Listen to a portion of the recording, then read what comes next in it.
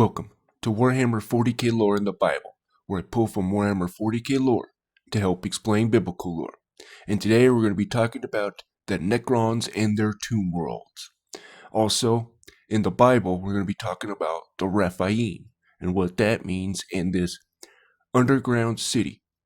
But anyways, before we get into the video, take the wikis with a grain of salt, as there's a lot of stuff that isn't canon anymore in them.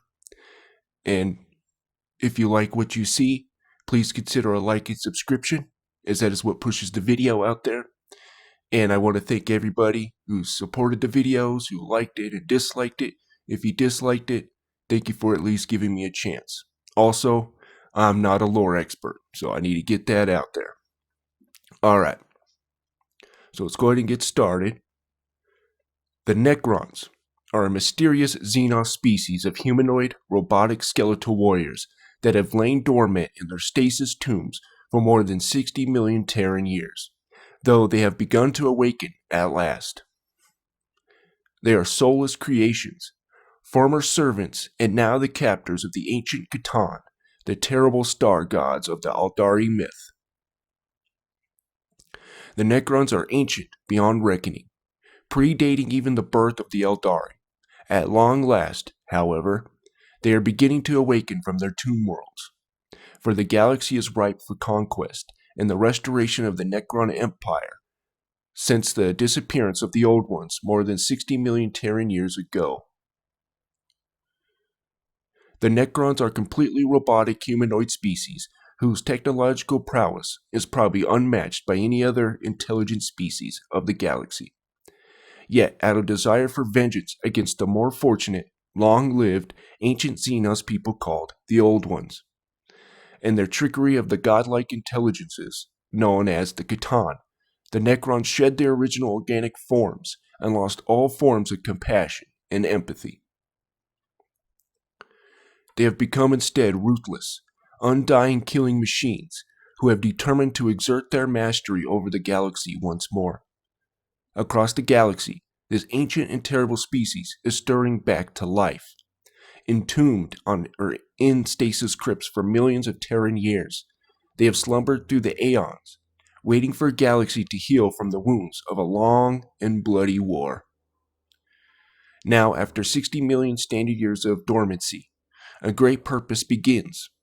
On desolate worlds, thought long bereft of life, or of all life, ancient machineries wake into grim purpose, commencing the slow process of revivification that will see those entombed within freed to stride across the stars once again. The unstoppable, undying Necron legions are rising. Let the galaxy beware. All Necrons, from the lowliest of warriors to the most regal of lords, are driven by one ultimate goal: to restore their ancient ruling dynasties to glory and to bring the galaxy under their rule once more, as it was in the ancient days. Such was the edict long ago, encoded into the Necron's minds, and it is a command so fundamental to their being that it cannot be denied. Yet it is no small task, for the Necrons are awaking from their tomb worlds to find the galaxy of the 41st millennium, as recorded by the imperial calendar, much changed. Many tomb worlds are no more, destroyed by cosmic disasters or alien invasion. Others are damaged, their entombed legions afflicted by slow madness or worn to dust by entropy, or irresistible onset. Degenerate alien species squat amongst the ruins of those Necron tomb worlds that remain, little aware of greatness they defile with their upstart presence. Yet there is no salvation to be found in such ignorance. The undying have come to reclaim their lands, and the living shall be swept aside. Alright, so now we're going to move to the biblical side of things here. So we're going to be talking about these Rephaim and what this word means. It's very interesting. So, Job 26:5. Dead things are formed from under the waters, and the inhabitants thereof. That's very interesting. So we got reanimation here. from under the waters, right? And we know with Genesis 6, with the flood and all that, it was because of the giants and all this, right? So now we're going to get into this word Rephaim. This is a people. That means a giant, or in sense of invigorating a giant. Okay, let's go to the root word Rapha. To heal, to mend, to cure, a physician, repair, thoroughly, make whole. So this is a reanimated giant, right? Or person. It doesn't necessarily mean a giant, but somebody who's reanimated. Or you can say the undead. Okay. So we're going to see here. So lofty men, giants, the Aborigines of Palestine, afterwards conquered and disposed of by the Canaanite tribes, are classed under this general title. They were known to the Moabites as the Emims, which means fearful, and to the Ammonites as the Zamzummim. Some of them found refuge among the Philistines and were still existing in the days of David. We know nothing of their origin. This is why, right?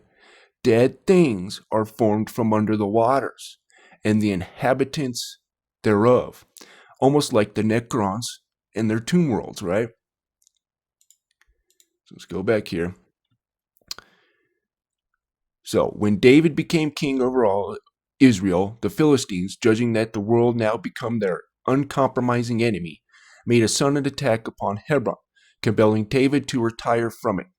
He sought refuge in the hold of Adullam, and the Philistines took up their position in the valley of Rephaim, the valley of the undead, in the west of Jerusalem. Okay, let's go on here. This is 2 Samuel 21:16, and Ishbenob, which was of the sons of the giant, the weight of whose spear weighed 300 shekels of brass in weight, a lot, he being girded with a new sword, thought to have slain David. Okay, let's see what this giant means here. Oh, Rapha, right here. The same as this, right? Oops. A Rephaim. Let's go back. Let's do this one. Now, of course, we know King Og of Bashan remained of the remnant of giants. Again, this is the word Rapha. And we see that they go throughout all of the Bible here, the Old Testament, right? King David, Genesis.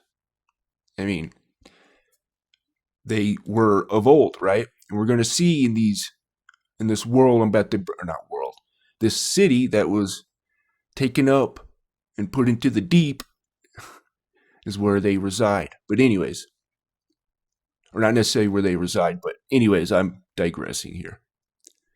Okay, let's move on to the tomb worlds.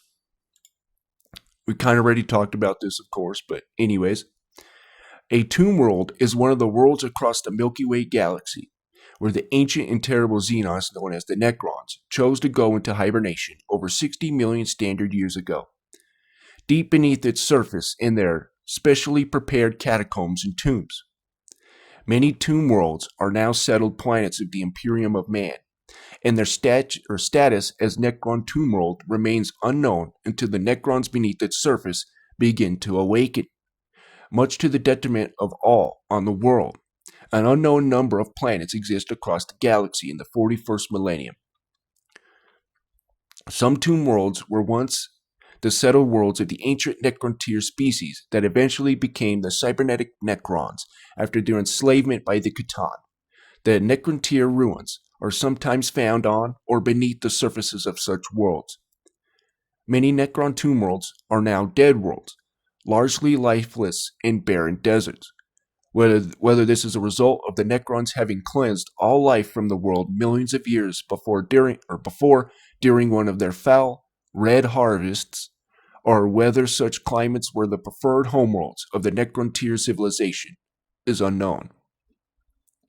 Many of these worlds are often sites of archaeological expeditions carried out by the Adeptus Mechanicus explorator teams looking to uncover ancient Xenos or STC technologies, or rogue trader expeditions hoping to turn a profit from what they discover. Many of these exploratory teams are never heard from again once they begin to explore Necrontier ruins that inevitably lead them to the tombs of the dormant Necrons that lie beneath the sands. The Necrons' underground tombs are generally quite large and cavernous, containing repair facilities that are manned by canoptic scarab robots that repair the Necrons that were critically damaged in recent battles. Oops, did not mean to do that. They have stasis units in which the dormant Necrons hibernate. They also usually have a large room in which either the Necron Lord or Necron Overlord that commands the Tomb World, occasionally called the Platinum Lord or the Tomb Lord, sleep in a massive and ornate black stone sarcophagus. For many of the galaxy's myriad intelligent species, the re-emergent Necrons are but one terror amongst many in the darkness between the stars, even within the Imperium of Man. The Necrons are only dimly understood, with just a handful of individuals aware of the true scale of the threat that represents to mankind's dominion over the galaxy.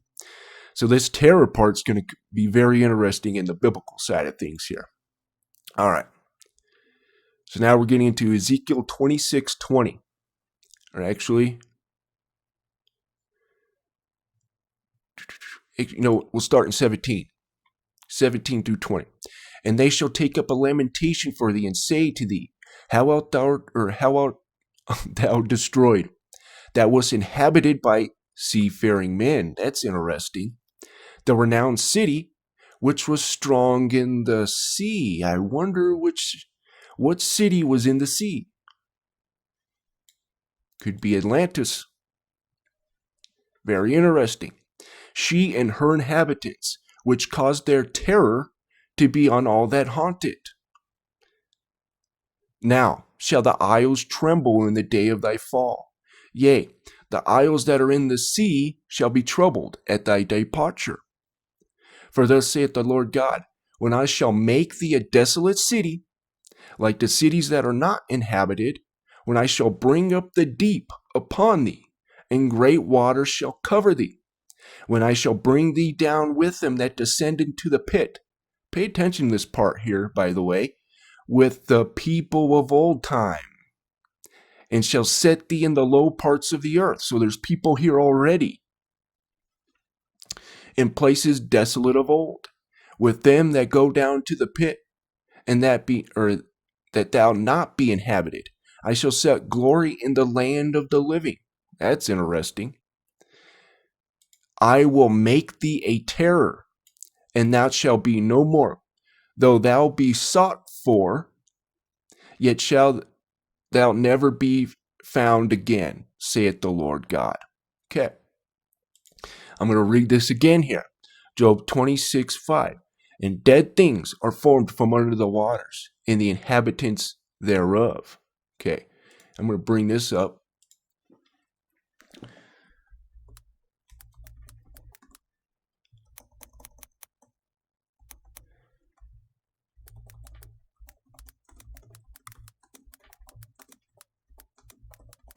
So we have this verse here in Daniel 12:1.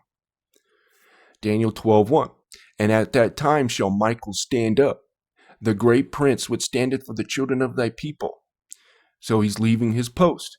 And there shall be a time of trouble such as never was since there was a nation, even to them, or that same time. And at that time thy people should be delivered, everyone that should be found written in the book. Okay, I'm going to bring up something else here.